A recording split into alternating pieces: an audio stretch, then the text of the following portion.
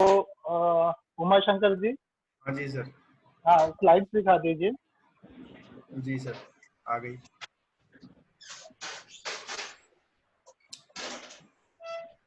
तो साथियों, आज का जो डिस्कशन होगा हमारा वो फ्रैक्शन के ऊपर होगा। और साथियों, मैं जो कुछ भी फ्रैक्शन के बारे में कहूंगा वो एज ए प्रस्ताव रूप में ही आप लेना, उसको सही और पूरी तरह से सही मत लेके चलना, उसको ऐसे शक के रूप में लेना। और जो भी मैं बताऊंगा स्लाइड्स के थ्रू, और ये एक तरह से इंफॉर्मेशन थी आप लोगों को जो देना चाह रहा हूँ मैं आज, तो उसको परखना, उस पर स्टडी करना, उस पर रिसर्च करना। तो आज का जो हमारा टॉपिक है, हम फ्रैक्शन को समझने की कोशिश करेंगे। और फ्रैक्शन को पढ़ने पढ़ाते वक्त, सर प्रीवियस स्लाइड पे आ जाओ सर, फर्स्ट स्लाइड ही दिखाओ उमा शंकर सर। तो फ्रैक्शन को पढ़ने पढ़ाते वक्त जो भी हम प्रॉब्लम फेस करते हैं, उन प्रॉब्लम के पॉसिबल सॉल्यूशंस जो भी हो सकते हैं, उनके तरफ हम बढ़ेंगे। तो आप देख रहे हो कि हमारी फर्स्ट स्लाइड पे आपको एक पिज्जा दिख रहा है, और आप समझ सकते हो, खासकर जो मैथमेटिक्स के टीचर हैं, जो मैथ सब्जेक्ट से बिलोंग करते हैं, कि फ्रैक्शन भाई बिना पिज्जा के नहीं पढ़ाया जा सकता। तो इसलिए एक पिज्जा आपकी तरफ रखा हुआ है, और इस पिज्जा को दिखाते हुए फ्रैक्शन की अब हम इस कंसेप्ट को अब हम समझने की कोशिश करेंगे। Sir next slide. अच्छा, तो साथियों, जब जब मैं फ्रैक्शन को इंट्रोड्यूस करता हूं कभी भी स्टूडेंट्स के सामने, तो पता नहीं मुझे, है ना, एक चैलेंजिंग स्टोरीज, मतलब है ना, स्टोरीज बच्चों को सुनाता हूँ, और उस स्टोरीज उनके सामने रखकर, और उनमें एक एक नीड ड्राइव करता हूँ स्टोरी के थ्रू, कि अब हमें एक नई चीज है ये फ्रैक्शन, और इस चीज को अब हमें सीखना पड़ेगा। हालांकि नाम नहीं लेता फ्रैक्शन, तो क्योंकि टाइम लिमिटेड है, तो इस कारण मैं उस स्टोरी को शेयर नहीं कर रहा। अब अब हम आ जाते हैं कि ये मेरा वर्कशॉप का अनुभव है। और जब भी मैं स्कूल्स में क्लास ऑब्जर्व करता हूँ, तो ये मेरा अनुभव कहता है कि जब भी टीचर पढ़ाता है फ्रैक्शंस को, तो कोई भी एक एग्जांपल ले लेता है। जैसे मैंने एक सर्कल को 4 इक्वल पार्ट्स में डिवाइड कर रखा है, और जब हम इसके शेडेड पार्ट हैं, तो उसको नेमिंग करेंगे, फ्रैक्शनल रूप में, तो 3/4 करते हैं। और एज ए टीचर हम सभी, या हम में से बहुत लोग, इसको जो डिफाइन करते हैं बच्चों के आगे कि 3/4 का मतलब क्या है, तो हम कहते हैं भाई 3 equal part out of 4 equal part of a whole. वो टीचर के पीछे जो छुप गया है, बाकी का जो है 3 equal part out of a 4 equal part of a whole. इस तरह से एज ए टीचर हम 3/4 या इससे मिलते जुलते किसी भी फ्रैक्शन की मीनिंग हम बच्चों के सामने रखते हैं। तो ये जब प्रॉपर फ्रैक्शन वाला मामला चलता है, तो डेफिनेशन बहुत अच्छी तरह से काम करती है।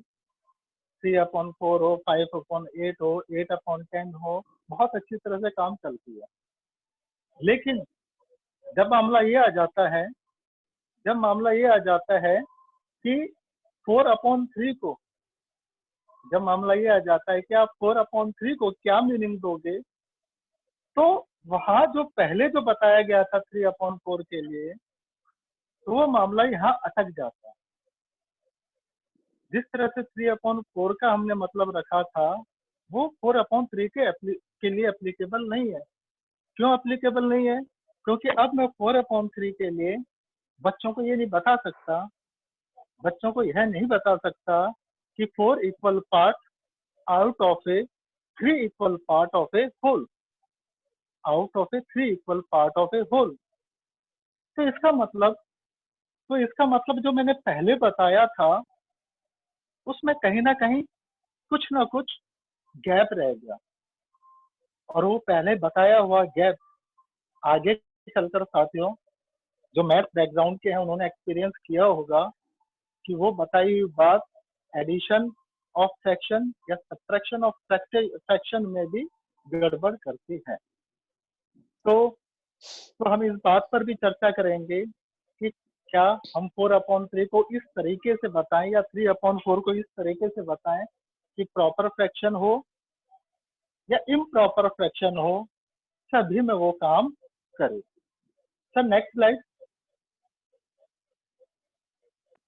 Hello Umashankar sir, hello Umashankar sir, हाँ सर, बोलिए बोलिए। आपने दूसरी पीपीटी डाल दी यार, वो जो नेक्स्ट पीपीटी थी वो करनी थी आपको, एक बार उसको प्रेजेंट करो ना, अच्छा, जो ये रिसेंट में दूसरी, मैंने भेजी थी। ये अपग्रेड वाली है सर? नहीं, अभी मैं, अपग्रेड वाली ये वाली नहीं थी यार। अच्छा चलो मैं एक मिनट हाँ, एक दूसरे को सेकंड के साथ। स्टार्ट करो। Okay, just wait. हाँ, तो साथ ही हम टाइम वेस्ट नहीं करेंगे जब तक उमाशंकर सर उस पीपीटी को शो कर रहे हैं, तो जब तक हम इसके आगे बढ़ते हैं और मैं आपको लोगों को बताने की कोशिश करता हूँ। आप थोड़ा इमेजिन करिएगा कि एक सर्कुलर डिस्क है और उसको मैंने 4 इक्वल पार्ट में डिवाइड किया हुआ है, और एक और सर्कुलर डिस्क है, मतलब ये हमारी, hello, yes sir, we are getting. हाँ चलो आप दिखाई दो। बोलते रहिए सर, कंटिन्यू।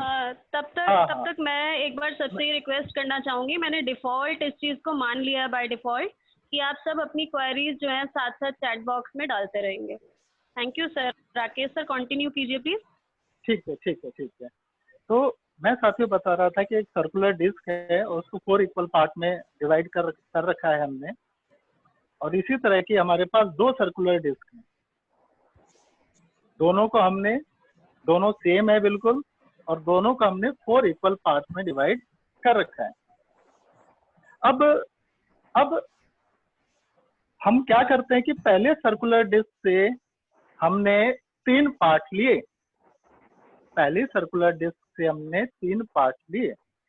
तो पहली सर्कुलर डिस्क से हमें 3 पार्ट लिए, तो उसको एज ए फ्रैक्शनल फॉर्म में रिप्रेजेंट करूंगा, तो उसको करूंगा 3/4, और उसमें ऐड करना चाह रहा हूं दूसरी जो डिस्क है उसमें से कुछ 2 पार्ट लिए,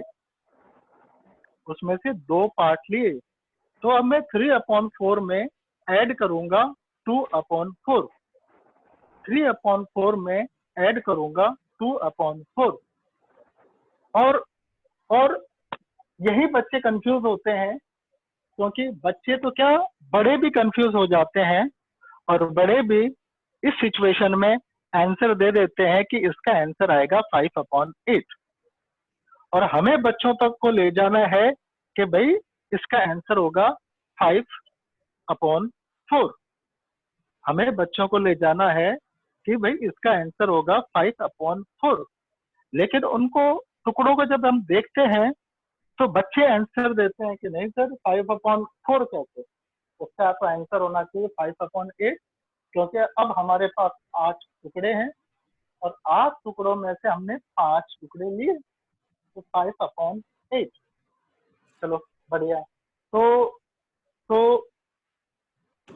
हम उमाशंकर सर कोशिश कर रहे हैं, जब तक हम कंटिन्यू रखते हैं।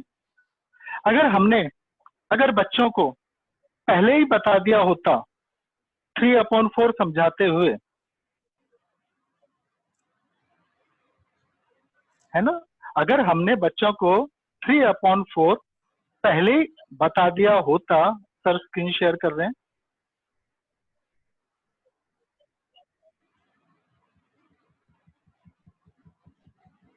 ठीक है नेक्स्ट। हाँ, तो 4/7 और 5/7 का एक एग्जांपल ले लेते हैं, और बच्चों को लगता है कि इसका आंसर होगा 9/14।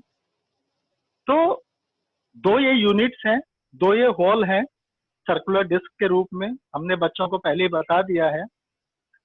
और कुल मिला के ये 2 डिस्क हैं हमारे पास, और 4/7 को 2 रास्ते हमारे पास डिफाइन करने के लिए कि 4 पार्ट लिए आउट ऑफ 7 इक्वल पार्ट, और दूसरे डिस्क में से हमने 5 पार्ट लिए out of 7 equal part of a whole. अब एक दूसरी डायमेंशन और मैं रखता हूं आप लोगों के सामने कि हम इसको इस तरीके से भी बता सकते हैं या नहीं, उस पर थोड़ा विचार करिएगा। मैंने सबसे पहले जो पहली डिस्क है जिसमें से 4 इक्वल पार्ट लिए, उसका सबसे जो यूनिट पार्ट है यानी एक चीज, उसको मैंने कहा कि उसकी वैल्यू होगी 1/7। ये बच्चों को पता है कि अगर एक पार्ट लूंगा इस 7 इक्वल पार्ट में से तो उसकी वैल्यू होगी 1/7। और 1/7 मैंने कितने लिए? 4 टाइम्स मैंने लिए 1/7। 4 बार लिए मैंने 1/7। तो 4/7 को मैं इस तरह से भी बच्चों को बता सकता हूँ कि 4 टाइम्स 1/7 प्लस सेकंड वाले में सर 5 टाइम्स 1/7। तो टोटल हमने 1/7 कितने लिए? बच्चे ये इस पर आ सकते हैं थोड़े से प्रयास के बाद कि भाई हमने 9 पार्ट लिए 1/7 के, 9 पार्ट लिए हमने 1/7 के। तो 4/7 प्लस 5/7 इज इक्वल टू 9/7। बच्चे थोड़ा आप लोगों के सपोर्ट से आसानी से आ सकते हैं 9/7 के, इंस्टेड ऑफ वो पहले बता रहे थे कि इसका आंसर होगा 9/14। तो मैं यहाँ अपनी बातों में ये ऐड किया है कि कभी भी किसी भी फ्रैक्शन को जब हम रिप्रेजेंट करते हैं तो हम उसके जो स्मॉलेस्ट पार्ट है पहले उसको डिफाइन करेंगे कि वो क्या है और वो पार्ट हमने कितने लिए हैं, और उस तरीके से फिर हम उस फ्रैक्शन की वैल्यू बच्चों को समझाएंगे। यानी 4/7 का मतलब 4 टाइम्स 1/7। ठीक है, बढ़िया है साथियों। और भी तरीके हो सकते हैं सभी के साथ, तो मुझे ये थोड़ा तरीका थोड़ा सा बेटर, और वैसे तो कुछ नहीं हो सकता कि अगर मैं कहूँ कि ये बेटर लगा, लेकिन बहुत सारे तरीके, उनमें से एक तरीका ये भी है। उमाशंकर सर सेकंड स्लाइड पे आ जाओगे? Second slide.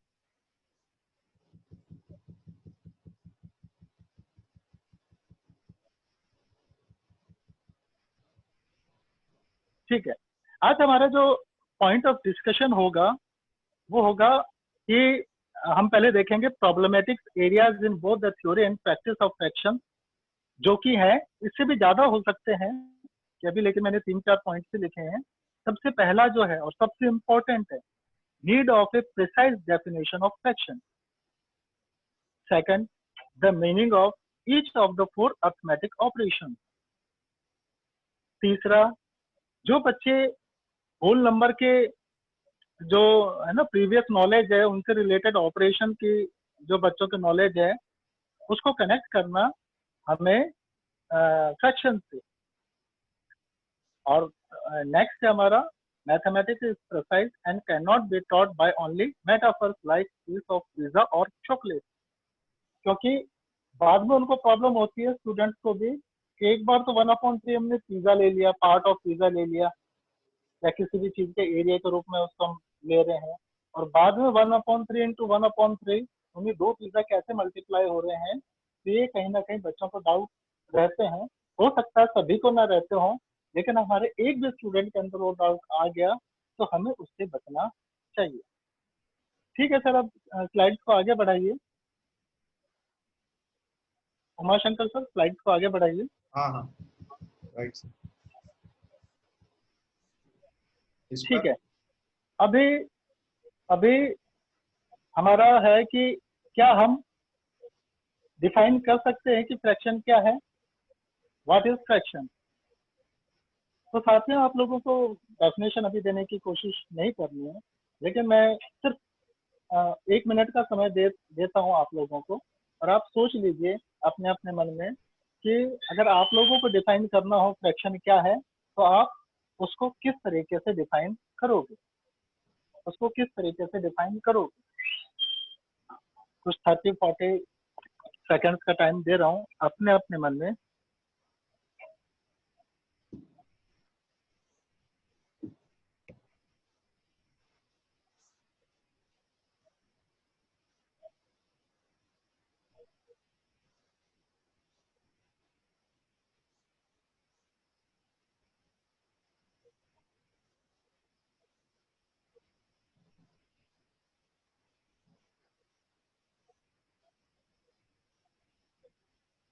हाँ साथियों, मुझे लगता है कि सभी साथियों ने सोच लिया होगा। उमाशंकर सर, नेक्स्ट स्लाइड पे ले चलिए हमें। ठीक है, यहाँ साथियों फ्रैक्शंस के बारे में कुछ बात कही जा रही है, उसको थोड़ा ध्यान से तो आप लोग सुन ही रहे हैं, लेकिन एक बार ध्यान दे देना इनकी तरफ भी। तो fraction C upon D, where C and D are positive integers, where D is not equal to 0, first as a part of whole के रूप में अब फ्रैक्शन को लिया जा रहा है। यहाँ फ्रैक्शन को as a part of a whole के रूप में लिया जा रहा है, तो उसको भी 2-3 तरीकों से लिया जा रहा है। फर्स्ट जो बता रहा हूँ वो एज ए एरिया भी हो सकता है। When an object is equally divided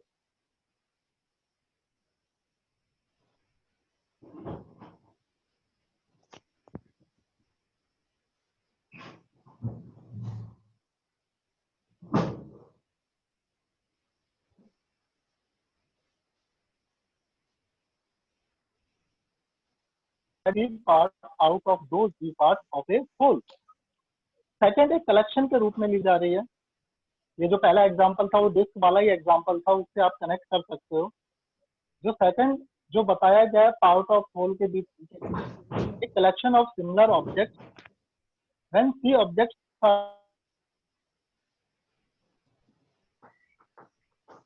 है और 25 संतरे में से मैंने 5 संतरे लिए, तो उस 5 संतरे को मैं किस तरह से रिप्रेजेंट कर सकता हूँ। अगर 25 संतरे को मैं होल मानूंगा तो 5 अपॉन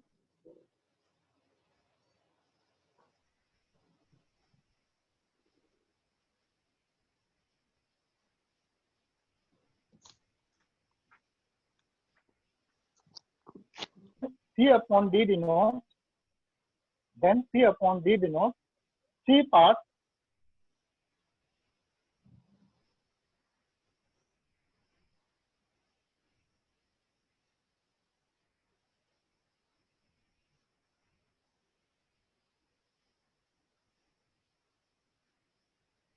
करी जा रही थी। तो नेक्स्ट स्लाइड करिएगा सर। अब ये बताने की कोशिश कर रहे हैं एज ए क्वेश्चन,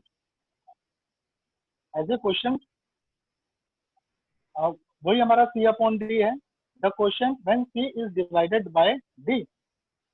जैसे आप देख लीजिएगा कि एक एग्जांपल लेते हैं कि इसका हम 35 केले लाए, कोई भी व्यक्ति 35 केले लाए और 10 लोग थे जिनको वो 35 केले बांटने थे।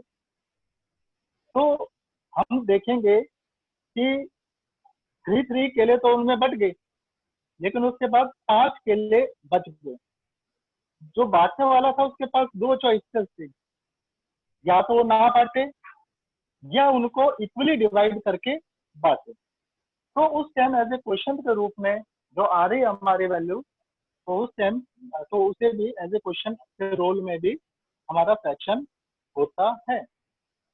एज ए रेशियो भी होता है। एज ए रेशियो किस तरह से होता है कि मान लो हमारी डिस्क थी, डिस्क वाला लास्ट वाला एग्जांपल ले लेते हैं। एक डिस्क में से तो मैंने एक पार्ट लिया जो कि एक होल को भी रिप्रेजेंट कर रही थी, और दूसरी डिस्क थी वो भी एक होल को रिप्रेजेंट कर रही थी, और उसमें से मैंने 3 पार्ट लिया। तो उनके दोनों पार्ट को अगर देखेंगे इंडिपेंडेंटली, तो इसको मैं एज ए रेशियो के रूप में 1:3 या 1/3 भी कह सकता हूँ। फोर्थ में बता रहा हूँ एज ए ऑपरेटर, प्रस्ताव के तौर पे बता रहा हूँ मैं। एज एन ऑपरेटर हम देखेंगे कि आगे हम देखेंगे मल्टीप्लिकेशन या डिवीजन में फ्रैक्शंस की हम किसी का निकालते 2/3 ऑफ 50 बनाना, 2/3 ऑफ 50 बनाना। तो 2/3 यहाँ क्या है, एक ऑपरेटर के रोल में भी है। और इसके पहले जो फ्रैक्शंस वैल्यू थी वो तो या तो किसी डिस्टेंस के रूप में ले रहे थे, या किसी एरिया के फॉर्म में ले रहे थे, या किसी कलेक्शन के फॉर्म में भी ले रहे थे। तो एज एन ऑपरेटर जो इसका रोल है फ्रैक्शन का, वो भी हमें बताना स्टूडेंट्स को काफी जरूरी है। तो ये चीज मैंने बता तो दी, लेकिन बहुत सारे साथियों के मन में भी डाउट होगा। डाउट क्या होगा कि तो ये फ्रैक्शन तो पार्ट ऑफ ए होल तो सुना था, लेकिन as a question, as a ratio, as an operator, भाई इससे हम सहमत नहीं है। हम तो सहमत नहीं है कि as a question, as a ratio, as an operator ठीक है ये होते होंगे, लेकिन जो हमारा फ्रैक्शन है वो पार्ट ऑफ ए होल के रूप में रहता है। तो ये सब चीज समझने के लिए कि सही में ये फ्रैक्शन कहलाएंगे या नहीं, बाकी ये सेकंड, थर्ड और फोर्थ जो पॉइंट कह रहा हूँ मैं, इसके लिए फिर हमें एक प्रिसाइज डेफिनेशन का होना बहुत जरूरी है और उसको समझना भी बहुत जरूरी है। और आप साथियों देखोगे, गूगल पे सर्च करोगे, बुक्स पढ़ोगे, तो एक कोई जर्नल डेफिनेशन हर बुक में आपको मिलेगी ऐसा शायद ही मिलेगा। क्योंकि मैंने कोशिश करी है फ्रैक्शंस को समझने के लिए, मुझे ऐसे मैं चाह रहा था कि कॉमन डेफिनेशन मिले जो हर जगह यूज हो रही हो, तो बड़ा मुश्किल था ऐसा। लेकिन फिर भी इसकी एक प्रिसाइज डेफिनेशन क्या हो सकती है वो आप लोगों के आगे एक प्रस्ताव के तौर पर रख रहा हूँ। Sir next slide.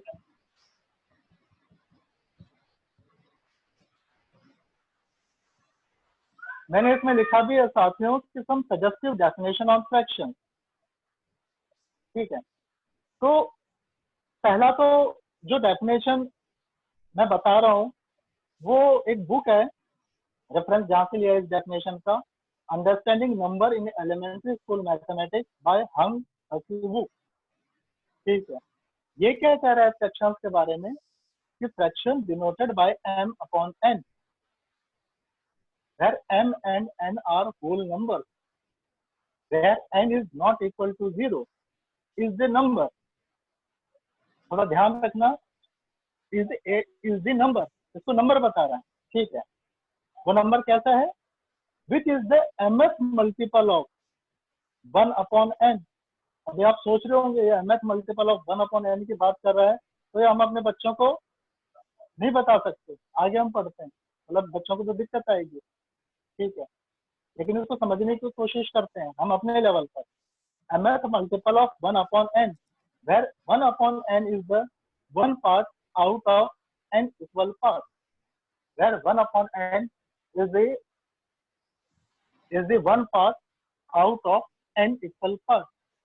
तो इस डेफिनेशन को हम देखेंगे तो लास्ट जो प्रॉब्लम, जो एक बहुत सारे तरीकों में से एक तरीका जो मैंने बताया था एडिशन ऑफ फ्रैक्शंस या सब्ट्रैक्शन ऑफ फ्रैक्शंस में, जिसको मैंने काम लिया था, कुछ इसी तरह की डेफिनेशन वो कह रही है। तो ठीक है, अब हम एक नेक्स्ट डेफिनेशन की तरफ बढ़ते हैं। और ये डेफिनेशन जो दी थी वो और सजेस्ट करी थी जिन्होंने, वो डॉक्टर संजय कुमार हैं SCRT में, तो सीनियर लेक्चरर हैं SCRT में। हो सकता है आप में से बहुत सारे लोग उनको जानते होंगे और मैथ सब्जेक्ट से बिलोंग करते हैं वो। तो उनसे जब बातचीत हुई, क्योंकि हमें भी, मेरी नेता की और भी 2-3 साथी थे, काफी चर्चा हो रही थी कि एज ए ऑपरेटर रोल करेगा या नहीं, एज ए रेशियो रोल करेगा या नहीं फ्रैक्शन, है ना। तो उसके बाद उनसे बातचीत हुई तो उन्होंने, हाँ सर ये ठीक है, ये डेफिनेशन जो आप बता रहे हैं, अब ये जो definition numerator as whole number है, ये ठीक है डेफिनेशन, क्योंकि हमें प्राइमरी लेवल पे जब बच्चों को पढ़ा रहे होते हैं तब वो इंटीजर से वाकिफ नहीं होते हैं बच्चे। हाँ ठीक है सर, थैंक यू, है ना, थैंक यू। आगे उन्होंने जो फ्रैक्शन के बारे में बताया और उन्होंने जो डिफाइन किया डॉक्टर संजय कुमार सर ने, उन्होंने बताया फ्रैक्शन इज ए नंबर। चलो बढ़िया है, उन्होंने भी इसको नंबर ही कहा, which quantify the part of a quantity. तो ये फ्रैक्शन का भी काम क्या है, क्वांटिफाई करना ऑब्जेक्ट को। फ्रैक्शन का भी मेन रोल क्या है, quantify the part of the quantity means part of a thing. क्योंकि इससे पहले क्वांटिफाई हम नेचुरल नंबर के थ्रू कर रहे थे, तो हमें नेचुरल नंबर से कोई प्रॉब्लम आ ही नहीं रही थी। लेकिन जब हमने देखा किसी भी चीज को हमने यूनिट मान लिया, होल मान लिया, और उसके जब सब पार्ट करने लगे, इक्वली डिवाइड करने लगे, तब उस पार्ट को भी क्वांटिफाई करने की जरूरत पड़ी। तो उस पार्ट को क्वांटिफाई करने के लिए हमने फ्रैक्शन का सहारा लिया। तो इन्होंने जो डिफाइन किया है, fraction is a number which quantify the part of a quantity means part of a thing. तो ये जो डेफिनेशन है, तो इस डेफिनेशन से मुझे पता चला कि भाई हाँ भाई, फ्रैक्शन तो एक नंबर ही है। और जैसे और नंबर एज ए ऑपरेटर भी यूज होते हैं, एज ए रेशियो भी यूज होते हैं, तो क्यों ना ये भी फ्रैक्शन भी as a operator, as a ratio, as a question, इन सब के रूप में हो सकता है। तब फिर मेरे अंदर से मतलब मैंने माना इसको कि हाँ भाई, इस रोल में भी फ्रैक्शन हो सकता है। अगर आप लोगों के मन में कोई डाउट हो इससे रिलेटेड तो बढ़िया है, डाउट रहने का डाउट होना अच्छी बात है। और आप लोग भी कुछ रिसर्च करिए, कुछ स्टडी करिए, और कुछ नया निकल कर आता है तो है ना, इस कॉमन प्लेटफॉर्म पर या किसी भी प्लेटफॉर्म पे व्हाट्सएप ग्रुप में उसको शेयर करिए। ठीक है सर, आगे चलते हैं, नेक्स्ट स्लाइड। तो साथियों, अभी तक इससे पिछले वाली सर एक स्किप करके,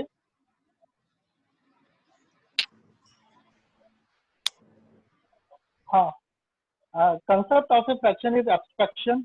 एब्स्ट्रैक्शन है, और एब्स्ट्रैक्शन को पकड़ने के लिए हम बहुत सारी मेहनत करते हैं, बहुत कुछ करते हैं। हम डिफरेंट शेप्स लाते हैं, उन शेप्स को कट करते हैं, उन शेप्स को कट करके, और उसको मल्टीप्लाई का कंसेप्ट, डिवीजन का कंसेप्ट, एडिशन का कंसेप्ट, सब्ट्रैक्शन का कंसेप्ट सभी बच्चों को विजुलाइज करते हुए देना चाहते हैं, और हर टीचर चाहता है। तो अब तक जो हम कर रहे थे वो बहुत बढ़िया था कि किसी भी ऑब्जेक्ट के थ्रू, पेपर कटिंग के थ्रू हम, है ना, कंसेप्ट ऑफ फ्रैक्शन का देने की कोशिश कर रहे थे। कंसेप्ट ऑफ फ्रैक्शन में मतलब मेनली ऑपरेशन को समझाने की कोशिश कर रहे थे। अब मैं आपके सामने एक और अप्रोच रखता हूँ, उस पर भी आप थोड़ा गौर फरमाइएगा, और उसको भी एक बार प्रैक्टिस करके देखिएगा कि ये भी काम में आती है या नहीं। क्योंकि अभी तक हमने जितनी भी अप्रोचेस देखी है, वो सारी जो देखी है वो एरिया वाली देखी है। हमेशा ऑपरेशन कोई भी करवा रहे हैं, प्लस माइनस मल्टीप्लाई और डिवाइड, मेनली हम उनको ये ऑपरेशन समझाते हुए, इन पर वो कंसेप्ट बिल्ड करते हुए एरिया वाला पार्ट लेते हैं।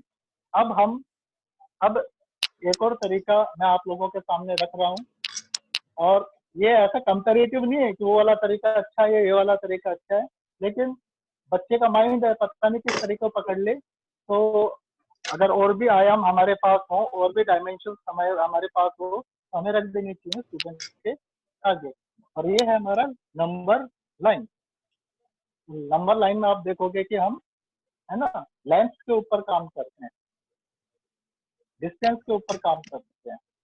तो इस चीज को मुझे ज्यादा आप लोगों के सामने रखने की जरूरत है नहीं कि ये जो नंबर लाइन है ना, ग्रुप ऑफ नंबर लाइन है ये। तो ये किस तरह से हमें कंपैरिजन ऑफ फ्रैक्शन सिखाएगी, और इक्विवेलेंट फ्रैक्शन के अंडरस्टैंडिंग में हमें किस तरह से हेल्प करेगी। तो इस कारण मैं इस स्लाइड को अब स्किप करता हूँ। और sir next slide.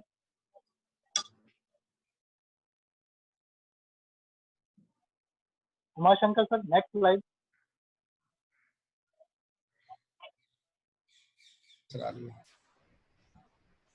Multiplication of fraction. हाँ साथियों, अब हम मल्टीप्लिकेशन ऑफ फ्रैक्शन के ऊपर बात करेंगे। तो मल्टीप्लिकेशन ऑफ फ्रैक्शन, उमा भाई थोड़ा टाइम का भी ध्यान रखो, दूसरी मीटिंग भी है। Yes sir, yes sir. चलो ठीक है सर, इसको मैं जल्दी से समाप्त करता हूँ, इसमें डीप ना घुसते हुए। हाँ राकेश भाई, क्योंकि टाइम 5 मिनट का है बस। ठीक है, 5 मिनट का है। तो ये मल्टीप्लिकेशन ऑफ फ्रैक्शंस है, और इसको हम किस तरीके से नंबर लाइन में ये मल्टीप्लिकेशन का कंसेप्ट हम बच्चों को दे सकते हैं। ये एक एग्जाम्पल के तौर पर आप लोगों के सामने रखा है। इसको मैं समझाऊंगा नहीं, इसको मैं ग्रुप में शेयर कर दूंगा और ग्रुप में आप देख लीजिए कि हम किस तरीके से नंबर लाइन के थ्रू हम मल्टीप्लिकेशन ऑफ फ्रैक्शंस का कंसेप्ट हम दे पा रहे हैं। लेकिन साथियों ध्यान रखने की जरूरत ये है कि मल्टीप्लिकेशन के जो हमारी डेफिनेशन होती थी ना कि रिपीटेटिव एडिशन, तो वो डेफिनेशन यहाँ कहीं ना कहीं फेल हो रही है जब मैं 4/7 इंटू 3 कर रहा हूँ या फ्रैक्शन टाइम्स ऑफ फ्रैक्शन कर रहा हूँ। Next slide sir. इसी तरह से डिवीजन ऑपरेशन को हम किस तरह से स्टूडेंट के सामने रख सकते हैं और किस तरह से बच्चों को सपोर्ट करते हुए बच्चों को अपने आप से इसके पीछे जो छुपा हुआ रूल है डिवीजन का कि 2 फ्रैक्शंस को डिवाइड करते हैं, तो हम किस तरह से क्विकली हम आंसर निकाल सकते हैं, उस रूल का लगाया जा सकता है बच्चों को। Next Umashankar sir. Next suggestive strategy, वो फ्रैक्शन हो या कोई भी कंसेप्ट हो, कोई भी कंटेंट हो, मैथमेटिक्स में खासकर तो एस्टिमेशन का यूज करना, उसके कुछ एग्जांपल दे रखे हैं। Problems having many solutions, mathematical games को इंक्लूड करना, पेपर कटिंग एक्टिविटीज, स्टोरीज और बच्चों के सामने कुछ चैलेंजिंग क्वेश्चन रखना। Next slide sir. Next slide. क्योंकि ये साथियों आप सबके साथ शेयर हो जाएगी तो आप इनको पढ़ सकते हैं। तो पता नहीं क्यों मतलब है ना, हम हमेशा चाहते हैं कि मैथ आसान हो जाए। तो मैं तो चाहूंगा कि जितना हम मैथ को आसान बनाने की कोशिश कर रहे हैं उतना ही गड़बड़ हो रहा है, उतना ही रिजल्ट एक्सपेक्टेड रिजल्ट नहीं आ रहा। तो बेशक क्लास में 2, 4, 5, 7 बच्चे क्यों ना हो, लेकिन एज ए चैलेंज के रूप में उन्हें कुछ क्वेश्चंस दिए जाने चाहिए। तो कुछ फ्रैक्शंस के ऊपर बेस्ड कुछ क्वेश्चंस हैं जो एज ए एग्जांपल आप लोगों के सामने में लेकर आया था। ठीक है sir. Next slide. Thank you very much. आप लोगों में से किसी का भी कोई क्वेश्चन है तो आप लोग उन क्वेश्चंस को रख सकते हो सामने। हाँ थैंक यू राकेश। यहाँ पे मुझे 2 प्रश्न दिख रहे हैं। सबसे पहले गुजराल सर का प्रश्न है कि गुजराल सर आप अपना प्रश्न पूछेंगे। मैं यही पूछना चाह रहा था कि पहले तो मैं कॉन्ग्रेचुलेट करना चाहूंगा राकेश सर को। बहुत अच्छा लगा, बहुत बढ़िया प्रेजेंटेशन थी। Thank you sir. थी, लेकिन मेरा इस प्रश्न सिर्फ इतना है क्योंकि हमारा मेन मकसद जो है कि हम अपने स्टूडेंट्स के साथ अगर फ्रैक्शंस की बात करते हैं तो वहां पे बहुत सारी दिक्कतें आती हैं। वहाँ डेफिनेशन भी काम नहीं करती, वहाँ नंबर लाइन भी काम नहीं करती और वो फ्रैक्शंस उनके लिए खौवा बना ही रहता है। तो मेरा यही प्रश्न है कि हम बच्चों की हम बात करें तो हम 6 to 8 जब इंट्रोडक्शन की बात कर रहे हैं फ्रैक्शंस की, तब इसको हम कैसे लेके जाएं। तो मैं प्रश्न मेरा राकेश भाई के साथ था।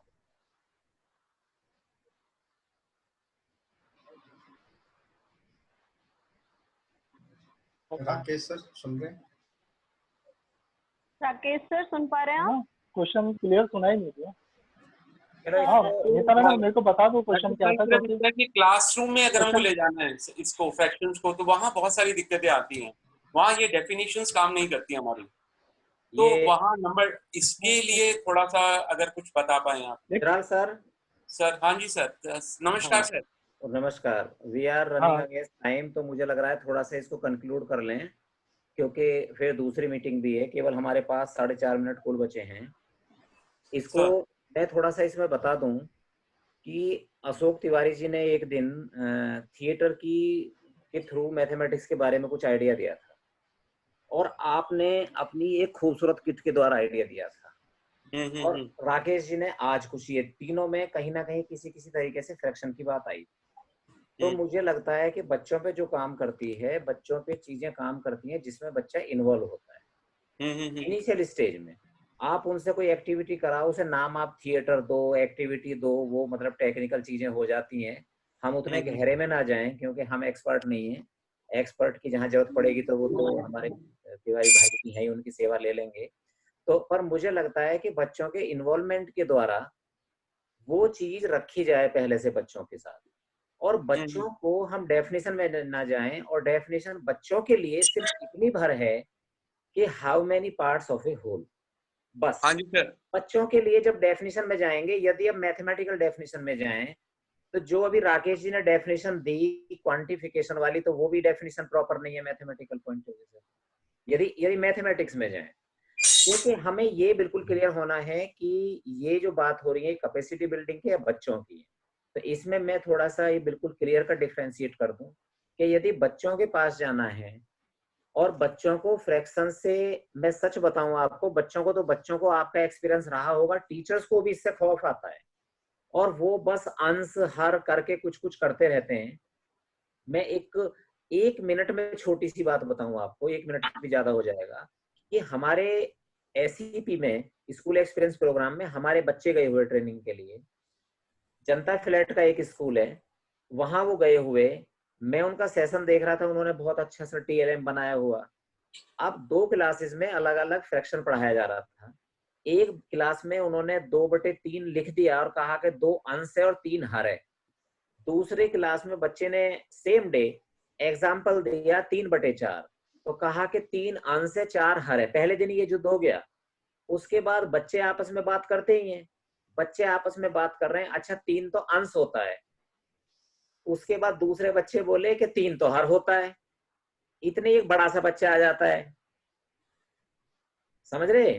अब जिसको कोई आइडिया भी नहीं था, तो उसने कहा कि नहीं, तो बोला ऐसा है तो क्लास अलग अलग है तो अलग अलग हो सकता है। तो अब क्या है कि ये एक फनी थिंग है, पर ये फनी नहीं है, मुझे लग रहा है ये आई ओपनर है हमारे लिए। बहुत सारी चीजों को सोचने के लिए विवश करता है कि हमारा जोर 2/3 में ये बताने पे है अंश क्या है, या ये कॉन्सेप्ट की क्लैरिटी करने में है कि अंश और हर एक्चुअल में होता क्या है। यदि बच्चे को ये क्लैरिटी हो गई तो लॉन्ग लाइफ उसको ये आइडिया रहेगा। लेकिन राकेश जी ने कई मुद्दे बड़े ब्यूटीफुली यहाँ रखे और उनसे भी मुझे लग रहा है मदद मिलेगी। और साथ में ये जरूर जरूर जरूर हम ध्यान रखें कि जब ये चीज बच्चे के साथ डील करें तो भिन्न का, फ्रैक्शन का नाम भी 1 हफ्ते नहीं लिया जाना चाहिए। आप तमाम सारी एक्टिविटी कराओ और फिर धीरे से कह दो कि ये जो आप रिप्रेजेंटेशन मत बोलो कि जब ऐसे किसी चीज को लिखते हैं तो इसी को हम भिन्न कहते हैं। यदि पहले दिन भिन्न बताया कि आज मैं भिन्न बताऊंगा, तो बच्चा छिन्न भिन्न हो जाता है बिना सुने। वो समझता है भिन्न पता नहीं थैले में से निकलेगी, पता नहीं जेब में से निकलेगी या मैडम के पर्स में से निकलेगी। तो ये सारे डिस्कोर्स के मायने हैं कि जब बच्चों से बात करें तो बच्चों से लगातार बात करें और 1 हफ्ते बाद कहें बेटा अब ये बताइए ये क्या सीखा, ये चीजें थी इसमें से इतनी थी, ये यहाँ लिखा यहाँ लिखा, इसी को हम भिन्न कहते हैं। तो क्लास में राकेश जी ऐसे जाएंगे गुजराल सर, मुझे जो लगता है। हाँ जी sir, thank you sir, thank you so much sir. Thank you Tewatia sir. तो आज राकेश जी का बहुत बहुत धन्यवाद, इन्होंने हमें भी काफी एक लर्निंग हुई मुझे आप सब लोगों से। और सॉरी इस बात के लिए, मैं दूसरी मीटिंग में था इसलिए थोड़ा लेट जुड़ा। अभी मैं थोड़ा सा एक आज का क्विक फीडबैक ले रहा हूं और उसमें ये भी है कि जूम मीटिंग के माध्यम से इस मीटिंग को कंटिन्यू किया जाए कि नहीं, कितने लोग कंफर्टेबल है? हमारी तरफ से तो कंटिन्यू किया जाए। ठीक है सर, एक बार जो इसमें मैं लॉन्च कर रहा हूँ ये, तो एक बार फीडबैक इसमें भर दीजिए प्लीज।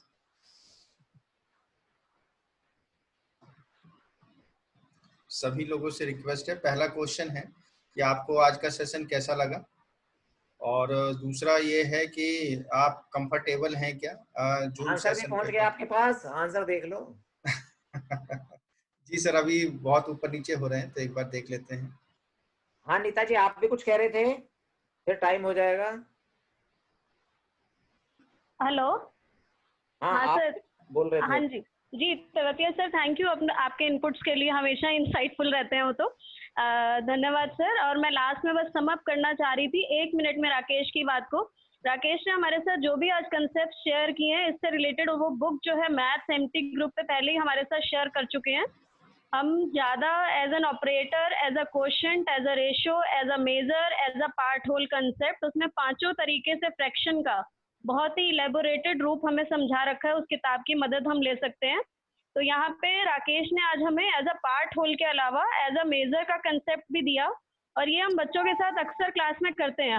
हम हमेशा यूनिट जो है वहाँ पे 1 लेते हैं। जैसे हम ये बोलते हैं कि मान लीजिए आज हमारे पास एक चॉकलेट है जिसके 20 पीसेज हैं, और यहाँ पे अगर मैं एक पीस को 1 यूनिट मानूं और आपने 4 पीस खा लिए तो आपने कितना फ्रैक्शन खाया? तो बच्चे बताते हैं 4/20।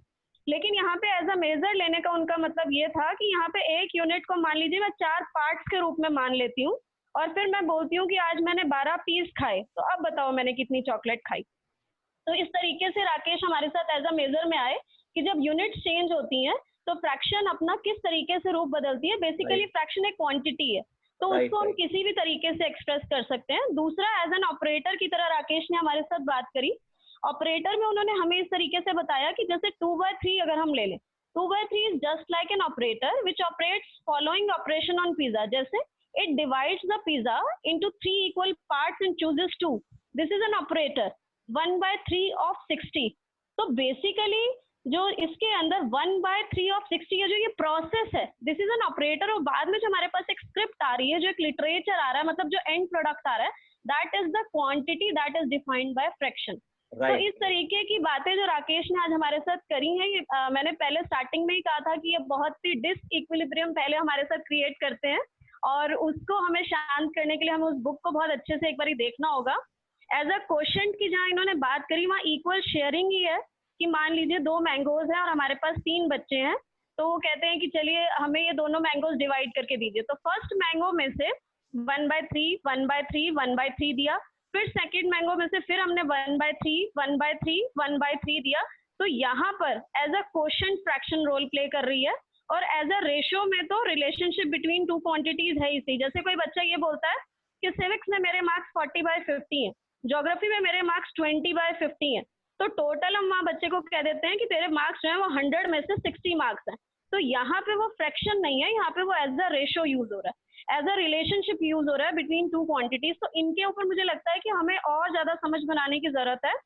बाकी Rakesh, thank you for the wonderful session, and Tewatia sir, thank you so much. ये नीता जी, एक मैं बात और कहूंगा, यदि आपको समय मिले, नेट पे पढ़ा होगा, क्योंकि नेट पे तो मैंने देखा नहीं, लेकिन होगा जरूर, मैंने वैसे पढ़ा है।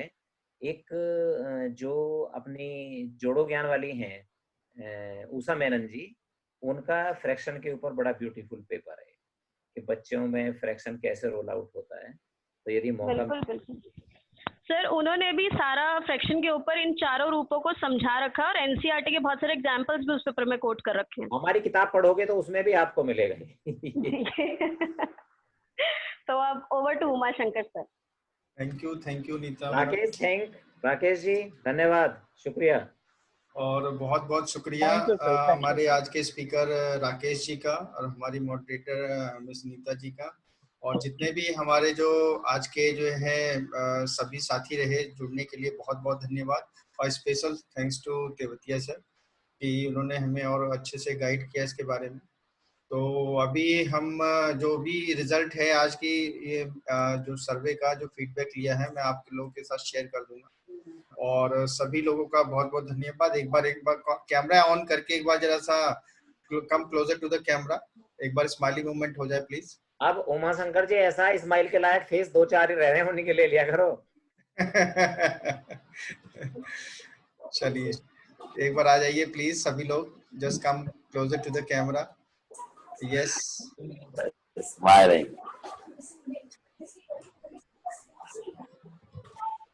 Okay, thank you so much. Thank you everyone. हमसे जुड़ने के लिए बहुत बहुत शुक्रिया सभी का। So be safe and be happy. आगे का जो भी कोर्स होगा हमारा डिस्कोर्स होगा, that will be shared in the group. So thank you everyone. Thank you sir, thank you. I am ending the meeting. Yes, Thank you Rakesh sir. Thank you.